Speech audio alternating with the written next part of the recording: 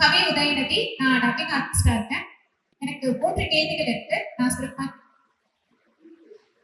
இல்லைங்க ஐயா, 3மே ஒன்றோடு ஒன்று தொடர்புடைய கேள்வி. அதனால முதல் கேள்வி, பெரியார் மற்றும் அம்பேத்கரை கடவுள் மறுப்பாளர், சாதி மறுப்பாளர் அப்படின்ற ஒரு தலைப்புல மட்டுமே பெரும்பாலும் எல்லாரும் விவாதிக்கிறாங்க.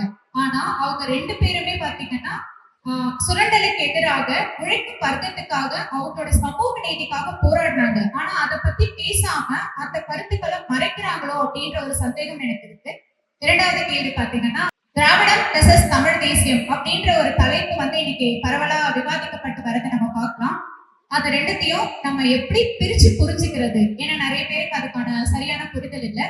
அதை புரிய வைக்கணும். 3வது கேள்வி என்ன அப்படின்னா, தேர்தல் நடைமுறைகளுக்காக திராவிட கொள்கைகளை நிறைய கட்சிகள் சமரசம் செலுத்துக்கிறதா விமர்சனங்கள் நிறைய இன்னைக்கு நான் நிறைய கேட்டுட்டு இருக்கேன். நிஜமாவே கட்சிகள் சமரசம் செஞ்சுக்கிறாங்களா? அந்த இடைவெளியை நீங்க எப்படி பாக்குறீங்க?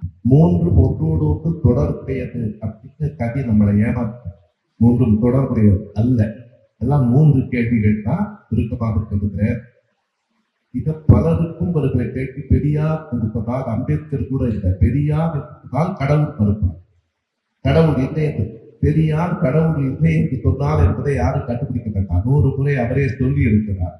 ஆனால் பெரியாரும் ஆனால் அம்பேத்கரும் கடவுளை பற்றிய செய்திகளை இல்லாமல் மக்களை பற்றி ஏன் பேசினார்கள் என்றால், கடவுள் இல்லை என்று பெரியார் ஏன் சொன்னார் என்பதற்கு பெரியாரே சொல்லி இருக்கிற 4 வரிகளிலான ஒரு விடையை சொல்லியிருக்கிறார். ஐயா பெரியார் சொன்னார், நான் சாதி என்கிற நச்சு மரத்தை போட்டு பொசுக்கத்தான் புறப்பட்டேன். அவருடைய நோக்கம் என்ன? சாதி என்கிற நச்சு மரத்தை போட்டு பொசுக்கத்தான் புறப்பட்டேன். ஆனால் அதோடு சேர்த்து மதம் பின்னி பிணைந்து கிடந்தது. உங்கள் மதம் புனிதமானது என்றால் சாதியிலிருந்து பிரித்து எடுத்துக்கொண்டு போய் விடுங்கள், எனக்கு கவலை இல்லை. அதே மாதிரி சாதிக்கும் வேதத்துக்கும் தொடர்பு என்றால் எனக்கு கவலை இல்லை.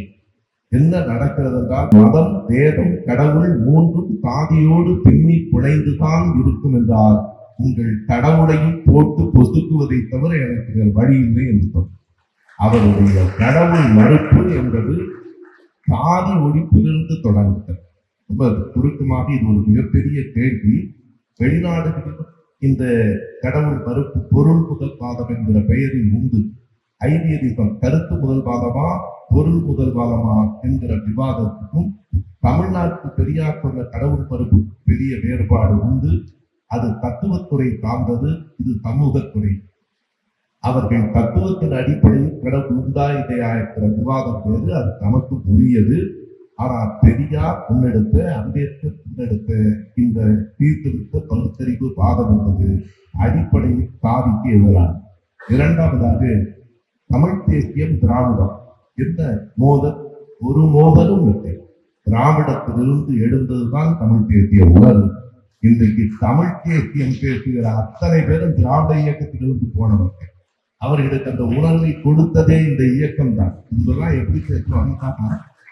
அக்ராசனர் அவர்களே, காரியதரிசி அவர்களே, பொக்கிட்டுக்காரர் அவர்களே, பிரசங்கிகளே, கூடியிருக்கிற மகாஜனங்களே என்று பேசிய மேடைகளை பேரன்பு கொண்டோரே, பெரியோரே, பெற்றெடுத்த தாய்மாரே, நல்லிடம் தமிழை உணர்த்திய மேடைகள் திராவிட மேடைகள்.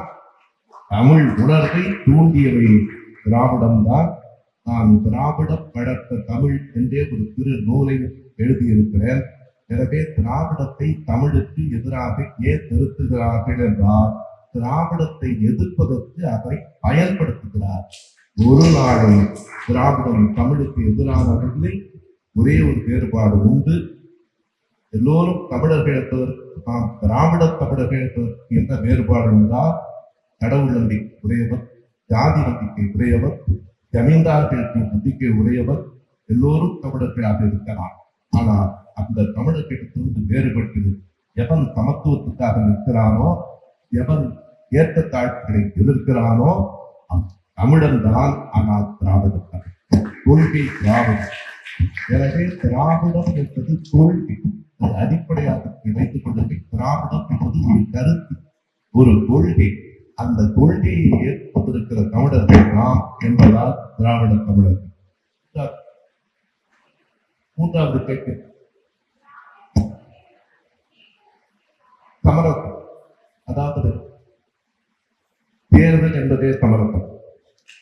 நீங்க தேர்தல் என்பதே சமரசம்.